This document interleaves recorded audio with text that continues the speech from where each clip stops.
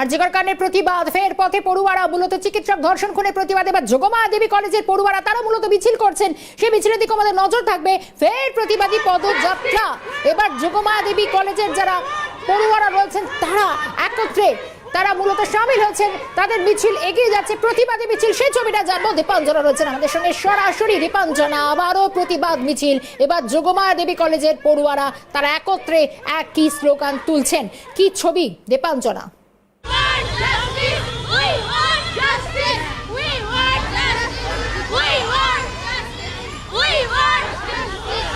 একেবারে দেখো, তুমি যেমনটা বললে ইতিমধ্যে কিন্তু আরজিকরের যে কাদম্বিনীর ন্যায় বিচার, সেই ন্যায় বিচারের দাবিতে শহর থেকে জেলা একাধিক মানুষ প্রতিবাদে পথে নেমেছে।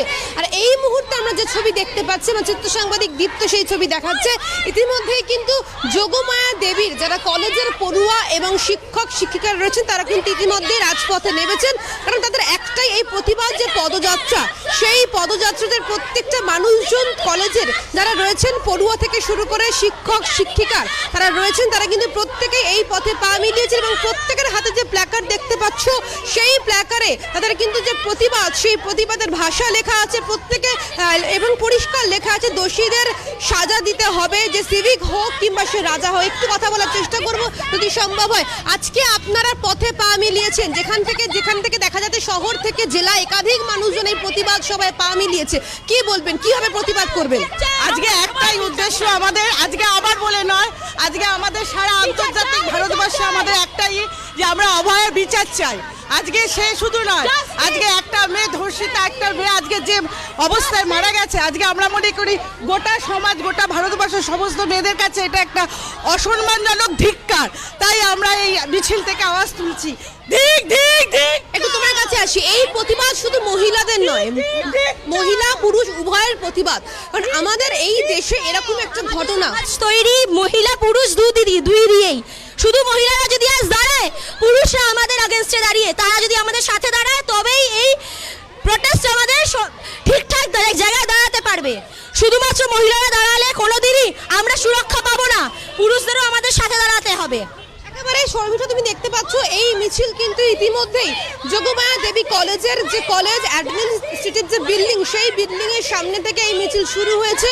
তারা কিন্তু মূলত হাজরা মোড় পর্যন্ত যাবে এই মিছিল, এবং এই মিছিলে যারা রয়েছে প্রত্যেকটা মানুষজন, পুরুষ এবং মহিলারা যারা রয়েছেন তারাও কিন্তু পা মিলিয়েছে। শুধুমাত্র মহিলারা নয়, কলেজের যারা পুরুষরা রয়েছেন তারাও কিন্তু মূলত পথে পা মিলিয়েছেন। এবং সেখান থেকে তুমি দেখতে পাচ্ছ এই মিছিলের কতটা রেশ। যত তোমাকে আবার চিত্র সাংবাদিক দীপ্ত সেই ছবি দেখাচ্ছে, সেই ছবি তুমি দেখতে পাচ্ছ একেবারেই পরিষ্কার। ইতিমধ্যে কিন্তু মিছিলের যে সামনের ব্যানার, সেই সামনের ব্যানার থেকে শুরু করে আরও একটি ব্যানারে আমরা সেই ছবি দেখাচ্ছি, তুমি দেখতেই পাচ্ছ তারা সামনেই সাইতে রয়েছেন প্রত্যেকটি মহিলারা, কলেজে যারা রয়েছেন পড়ুয়ারা। কি বলবে আজকে এই মিছিলে তোমরা পথে পা মিলিয়েছো যোগমায়া দেবী কলেজের পক্ষ থেকে এই মিছিল প্রতিবাদ সভা, কি বলবে?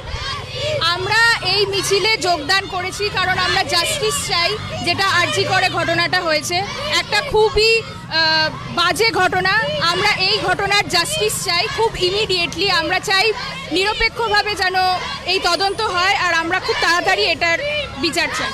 তুমি পরিষ্কার দেখতে পাচ্ছ শর্মিষ্ঠা, তাদের মুখে একটাই কথা, বিচার চাই, উই ওয়ান্ট জাস্টিস। কারণ এইভাবে কর্মরত একটা মহিলা চিকিৎসকের ধর্ষণ এবং নৃশংস হত্যার খুনের প্রতিবাদে তারা আজ রাজপথে নেমেছেন, এবং তারা প্রত্যেকেই বলছেন শুধুমাত্র মহিলারা নয়, মহিলা পুরুষ উভয়ে প্রত্যেকটা মানুষের পাশে থাকা খুবই দরকার। কারণ যদি মহিলারা কোনো কারণে সমস্যায় পড়ে, সেখান থেকে দাঁড়িয়ে পুরুষরা পাশে দাঁড়াবে, সেটাই কিন্তু মিছিলে গিয়ে চলছে প্রতিবাদের ঝড় এবং সেই একই স্বর, জাস্টিস ফর আরজিকর।